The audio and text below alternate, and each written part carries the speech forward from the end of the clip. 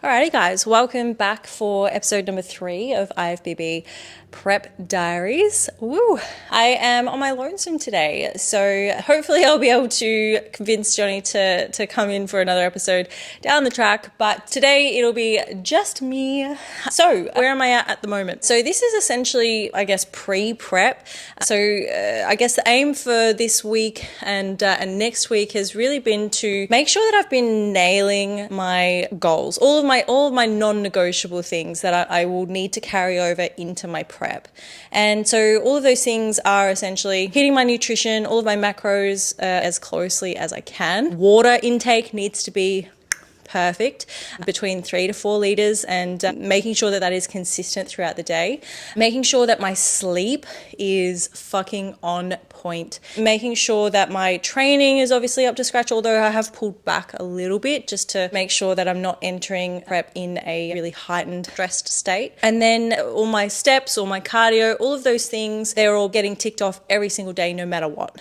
And essentially those things are important regardless of whether it's a prep or a fat loss phase. Realistically, there is no difference between the two. Prep is just an extended fat loss phase, with the end goal basically just to get up on stage and be in crazy fucking condition. You know, you wouldn't do that just in a normal fat loss phase. But in terms of the fundamentals of what is needed, nothing changes there. You still need to be on point with your nutrition, your steps, cardio if that's required as well, water, sleep, all the basic things, and be doing it consistently. I guess the only difference really is that with going through a comp prep is that you're ending up on a stage at the end and you're going to get judged for basically your efforts. But in terms of what's actually required for 2, there's no secret sauce, no big secret of how you get that lean. It is consistency, and there is no taking the foot off the pedal. There is no, oh, but it's my birthday on the weekend. It's Mother's Day, so I've got to go out for lunch. It's, you know, my goldfish did its first lap of the fish bowl. I better have a drink tonight to celebrate. There's none of that. There is just your goal, and you know the things that you need to do to get there, and that is it. There's no ifs, buts, maybes. There's no excuses that come in. There's no nothing. It's just, I'm in prep. I am doing this. That is it. And people have asked me, oh, that's crazy. Like, how do you get so lean? Like, that's mental. Just that. That is it. That's all there is to it. There's no secret. It's just that there's no compromise. There's no compromise to the effort that is required to go in, because you are so single-minded. It's like, I want this, so I'm going to do everything in my power to get to this point. And everyone could do it if they had the inclination to do it. Now, not everyone has the inclination to do a prep or the mental fortitude to push past that point, as long as they adhered to those things. And in terms of just how quickly you got there, it would come down to how consistently you followed all of those things: your nutrition, your steps, your cardio if you need it. Just basically creating that calorie deficit. Nothing special there, just consistency. Consistency for all of the non-negotiables, and no excuses, right? Nothing is more important than that goal. So anyway, in terms of what I'm doing at the moment, so I was on just shy of about 2,700 calories last week. And then, so for this week, we've dropped calories down to 2,230, which was sort of meant to be a bit of a, I guess, maintenance amount. So we dropped them down with that sort of intention of it being a bit of a maintenance phase, bit of a pre-prep phase, to sort of get me out of that overfeeding of being in a surplus, because that is exhausting just on its own. So we took me down to that, increased my steps to 10,000 per day, and 3 cardio sessions a week of 20 minutes, just low intensity, steady state, nothing crazy, getting the heart rate up between 120 to 140 beats per minute, nothing too crazy. I do that on an incline walk on my treadmill, so very, very easy to do that. Essentially, that's basically what I've been doing this week, and really having that focus there on just ticking all of the boxes. And it is actually really interesting, and I spoke about this on my Instagram story the other day in relation to those calories. 2230. It's still decent amount of calories there, and even though it was sort of set with the intention of it being a bit more towards those maintenance calories, calories. I ended up dropping about 1.5 kilos and I started adhering to those calories probably over about 4 or 5 days and dropping that 1.5 kilos. So obviously not maintenance. If I'm dropping, that would be a calorie deficit, but pretty crazy to be dropping body fat at, such high calories. And it's part of the reason why focusing on your off season or building up your metabolic capacity is really important and such a cool process, because when you do come back into a fat loss phase, you'll find that you don't have to go as low with your calories to get those drops, because you've built up that metabolic capacity. So essentially all that means is that your body has gotten used to processing a certain number of calories. So when you drop those calories down, you'll find that you start dropping weight because your body is so accustomed to actually processing much higher calories or energy. So it is really cool seeing the combination of having a dedicated off season and the fact that we spent so long pushing up my calories and really driving them up, so that on the other end, when we come into this side, I haven't had to come down as low and have still experienced that drop, which is amazing. So I'm really hoping that I will continue to see it drop on higher calories. In saying that, I don't know if you can tell, I've been really sick this weekend, which has fucking sucked, especially a week out from prep. Throat is just like, ugh. And very interesting point here, because I got really sick probably from about Friday, a bit like head cold, but people will ask, I'm sick. Should I still be going to gym? I feel like I should still be going to gym. I'm gonna still try to go to gym. I'm still gonna try and do all my stuff. It's just like, why? Why are you doing that to yourself? All that's gonna happen is you're going to run yourself into the ground. Your body is trying to heal itself, repair whatever's going on, fuck off the virus that it's picked up. And it takes energy to do that. And all you're doing is using that energy and going to the gym, smashing yourself, coming home, and then your body's like, well, fuck. I wanted that energy that you just used to fix whatever was going on here. So now I'm going to take 3 times as long to get better. And so you wonder why, like, oh my God, this is just hanging around. It's hanging around. It just won't, I'm not getting better. Yeah, sit your ass down on the couch, drink heaps of water, rest, let your body rest. I tell you what, you do that for 2 days, your body will thank you. Your body will thank you. And your sickness will last way, way less than if you were just to keep going to gym, keep doing your cardio, keep doing all your steps, all that kind of thing. It's just like, fuck, you're just going to drive yourself into the ground. And especially for me coming into prep, the last thing I want is to be carrying this sickness into that prep space. I just want to be getting better as quickly as possible. But the interesting thing is that over the last couple of days while I've been sick, and so that's caused my weight to increase. Again, I'll have clients that'll say, fuck, I'm sick, my weight's going up, you feel like shit. Yeah, you've got inflammation, you've got water retention, it's all good. Don't even worry about it. Don't bother with the scales. Don't freak yourself out, because it is going to go, it will increase. It doesn't mean anything. Inflammation will pass. Just keep your fluids up and you'll be fine. But for the love of God, don't fucking train when you're sick, okay? Just chill, relax, kick your feet up, watch Netflix. That's it. You'll be fine. But anyway, so yeah, checked in this week, took my photos, and look, overall feeling pretty good. But I felt fluffy. Like the last probably 6 weeks, I've felt pretty fluffy. I've been in a constant state of overeating, being in that calorie surplus, just basically shoveling in food. And, a part of that is putting on some body fat. You can't not. And the hard part about it is in my general day-to-day, I feel fine. There's no real issues there. I'm not as comfortable as I would normally be if I wasn't in this state. I do like to be a little bit leaner, but for the most part, I feel pretty good, when I'm just in my, day-to-day clothes. But definitely when I'm posing, when I'm in my posing suit, you feel, you definitely feel fluffy. Fluffy is the only word that I don't feel fat, okay? I just feel like, there's a little bit of jiggle there. And unfortunately with, especially with bodybuilding posing, for me, this is my personal view, you just don't look that great when you're posed and you're not, pretty lean, especially in the rear pose. And I'll show you my rear pose.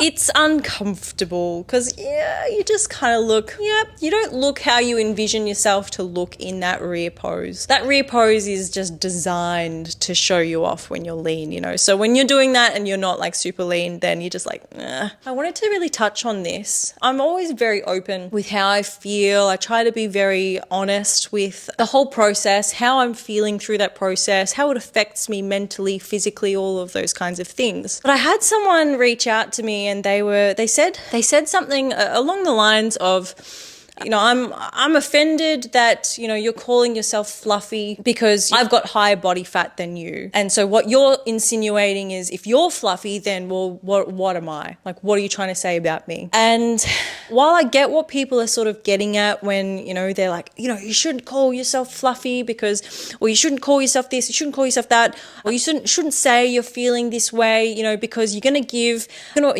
the wrong impression to other people, you know. Like some people would kill to have your body how it is now and you're criticizing it.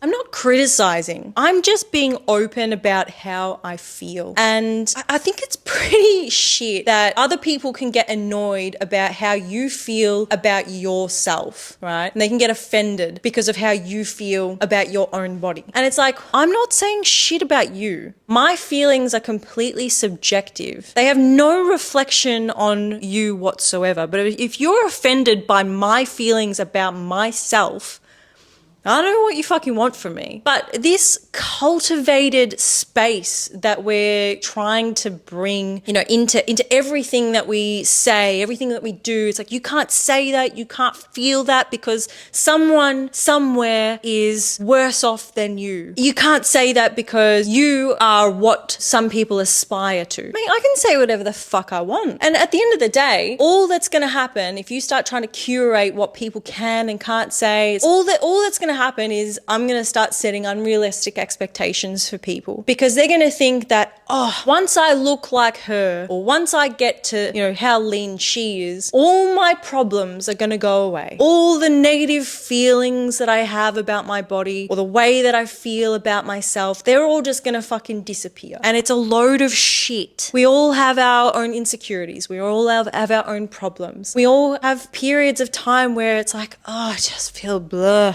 you know. Everybody is allowed to say how they feel and you should be encouraged to say how you feel. Now, don't get me wrong. Like, I definitely think that, you know, in terms of negative feelings about yourself or, you know, if you're going through that sort of headspace, I think it's good to be open. And I definitely think it should be something that, you know, we do try to mold. We definitely don't want to fall into that space of negative self-talk. I think that there is so much that can happen mentally when you start talking about yourself in a certain way, negatively or positively. But I think that it is so important to be open in that space. I feel like if we're not open about these things, about this process, about the fact that I have these feelings too, these sometimes negative feelings about my body or about myself, all that does is just set unrealistic expectations for other people. Now, don't get me wrong, like, you know, when I say I'm fluffy, I'm a bit uncomfortable, but it's not something that I'm like, oh, gross, oh, fuck, disgusting, yuck, yuck, yuck. Like, nothing like that. It's just I feel a little bit uncomfortable. And I know that, you know, when I'm a little bit leaner,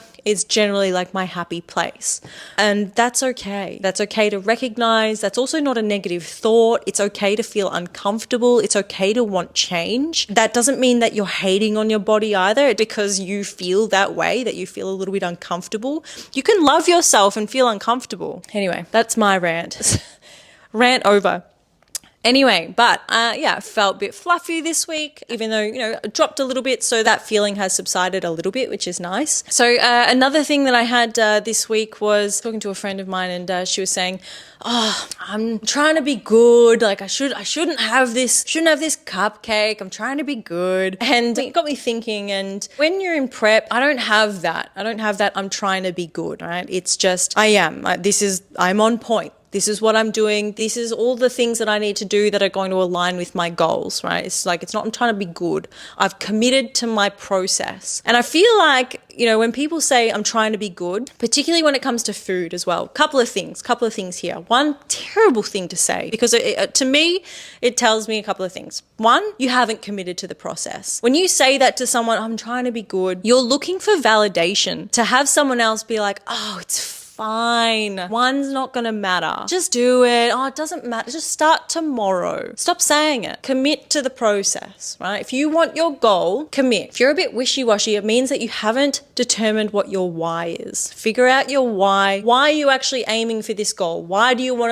to lose weight? Why do you want to put on muscle? Why do you want to do this? Why do you want to do that? Figure out your why for whatever your goal is and go from there. Because I guarantee you, once you figure out your why and you know your goal and you are aiming for that goal, there is no I'm trying to be good. It's I've got this fucking goal. That's what I'm doing. This is what I need to do to get to that goal, and that's it. The second thing though with I'm trying to be good is, to me, that says two things. You've got a negative relationship with food. You know, we've heard there's no such thing as good and bad foods, but I think people, they hear that, but they don't really listen to that, okay? So one, building a good relationship with food is vital so that you're not having that good and bad spectrum. It's just food. There's foods that are more nutrient dense, there are foods that are less nutrient dense, more calorie, less calorie dense. It all depends on the goal, right? But the other thing that it says to me is that you have not a great understanding of nutrition or what's in your food.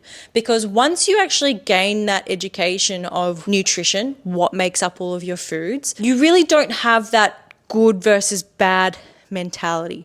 I think it's much easier to step away from that mentality because it means that you can then incorporate all the foods that you enjoy in moderation. Trying to be good, when you say that, that's all I'm saying is that because once you have that understanding, you don't have that mindset. So one, I'd say stop saying that. Stop saying I'm trying to be good. Stop seeking that external validation from someone and say, you know, and letting someone else be like, oh, it's fine. And two, learn about your foods. Start tracking your foods. And don't get on me about this. Tracking food does not need to be something that you do forever. Even if you did it for 2 weeks just to get a basic understanding of what was actually in your food, you would be far better off. You would actually have good understanding of like, okay, I need to eat about this to get this amount of protein or this carbs or whatever, and sort of fuel my body that way. Do you know what I mean? And then sort of down the track, transition to intuitive eating or whatever. And I'll do another video on that another day. But, you know, coming back to prep, there is no trying to be good. It's just I am in this mode. I am committed. I have this goal. I have X amount of time to get to this goal, and that's it. I'm not fucking this up. I am doing everything possible I can to get to that goal. That's it. Just absolutely unrelenting discipline. Now, you don't need to necessarily be like that to still get good results, but that is how these girls are getting so lean. That is how we get so lean in prep, is because there is no ifs, buts, maybes. It is just on, done. Nothing else matters. That is what gets done. Also had another posing session with Taylor Madison this week, which was amazing. I'll show you some videos here of me trying to pose, and it's always so interesting, and I know I covered it in the last episode, how awkward posing can be. Like, it is, anyone that has posed understands how fucking awkward and hard posing is. It is uncomfortable. You're getting yourself into positions that do not feel good. At least, especially not in the beginning. I know they don't feel too bad for me now, but for me, I really struggle with my walk, and you can see it here. I look like an awkward goat, and poor Taylor had to literally grab onto me and steer me in the right direction to basically get me to move my upper body where it was trying to go. I was sort of doing a, you know, when they march and, you know, the right leg comes forward and their right arm comes forward instead of it being the opposite arm. That was basically me. I was square gating in my in my walk. So that was fun. But I find posing really awkward. It is one of those things that it takes me a little bit of practice to really start to settle into any changes that we've made. So we did made some changes, you know, for my transitions. We are going to be tweaking my front pose a little bit as well, which should be exciting. Yeah, so essentially just been practicing that as much as I can. I'll usually practice my posing just out on the gym floor when I'm there. So sorry, people at Emerge, taking up your gym space, just getting my posing on. But for me, it's actually really important to do it there as well, in front of people. Get over that nervousness. I don't really have that nervous feeling anymore, which I used to. I used to have that really fucking bad. But now I'm like, I don't give a fuck. You can You can watch my shitty posing, I don't care. But out on the gym floor, getting my posing in, I have chosen my comp bikini. I'm so excited. So I've just started working with Stacey from 67 Bikinis, who has been incredible. So we have got the most delicious design together, which is going to be amazing. My biggest thing was I wanted to fucking pop on stage. My bikini last time, the color really let me down. It was also part of my feedback with IFBB judges, was that the color just didn't pop for me on stage. It really washed me out, unfortunately, which I was absolutely gutted about. So this time we are going with I won't say what color, but we're going with a color that is going to really help me pop, and I'm not going to be lost to the background this time. So it is sparkles galore. I basically said to Stacey, I want it to be blinged to the fucking max. There is no limit on the amount of jewels that I want on this. So she was like, it's going to cost this much. I was like, I don't care. I don't care. Jewel it up. I just want as many sparkles as fucking possible. Get it on that bikini. And she has been very accommodating. So I'm super excited to see that process come together and work with her on that. So, but yeah, so for this week, don't think I'm really making any changes with Cal's or anything like that. But hopefully my sickness doesn't last too long. I really hope not, so that I can really get back into the swing of things. So I won't be training until I feel better, which I'm hoping is going to be maybe by Tuesday, and then yeah, go from there. But even when I'm sick, my nutrition is on point, and I think that's a big thing. You know, people let their nutrition fall to the wayside because they'll be like, but I feel shit, I feel sick. Like, yeah, it fucking sucks. But your nutrition is literally the one thing that you do get to control in that. You know, you maybe can't go for your training, you can't get your steps in, you can't do your cardio because you need to rest, but you can eat good foods, you can get your water in, you can rest, sleep, all those things, and really focus on getting your body to its absolute best again. Last thing as well, before I wrap up, I did have the question of when are my actual comp dates. So the first one is 15th of October will be Vic State Championships. Then a week later will be Nationals. That will be up in Brisbane. And then 24th or 25th of November, which will be Japan. So that will be super exciting. So it'll very much be about sort of how I'm feeling as well, in terms of how well I can hold that condition. But I'm feeling pretty confident. The other funny thing actually that happened this week, I went and picked up my wedding dress. Woo. When I went to pick it out first and I tried it on, it was before I'd started my growth phase and really starting to push up calories. So I was probably about 3 kilos ish, 4 kilos lighter than I am now when I first picked out and tried on that dress.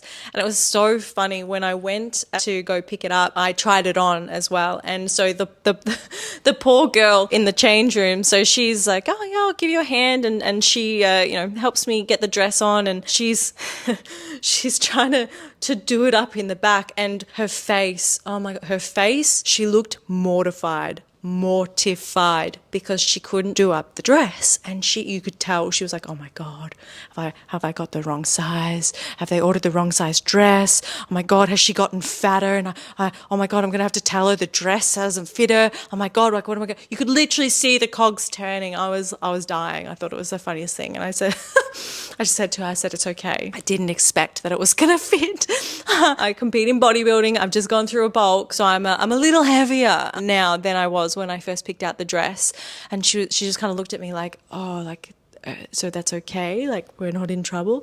I was like, it's okay. You know, my problem is going to be the other side of it is I'm going to have to put on weight fast enough for the wedding, because my last competition, which will be Japan, 24th or 25th of November, my wedding is the 3rd of February. So that gives me 2 months between my comp and my wedding. And obviously you want to reverse out of it correctly. You don't want to be, stacking it on too too quickly. You want to do it, you want to do your reverse properly. But I also need to make sure that I don't look like a zombie. But the other problem is that you have your fitting for the dress. They actually do the alterations for it. They hem it and then they'll pin it all and make sure that it's, looking all perfect and snug exactly where it needs to be. And I said to the girl, so when is the latest that I can have this done? And she's like, I'd probably say 2 months out from the wedding. And I was like, well, that's going to be a bit hard because I'm going to be in Japan and I will have just competed and I'm going to look like a skeleton. And she's like, I was like, yeah, so can we push it back a little bit? Because I'm going to need time to put on some weight. And she's like, what is this? What is happening? It was like the Twilight Zone for her. She's like, I've never met a bride trying to put on weight for the wedding. But yeah, anyway, so that was my funny little story from the week. So I think my wedding dress should be fine, fingers crossed, by the big day. That's it from me, guys. Thank you so much for tuning in. If you enjoyed this, please like, subscribe, share. If you've got any questions about anything, send me a message. I'd love to hear from you. And I'll see you soon.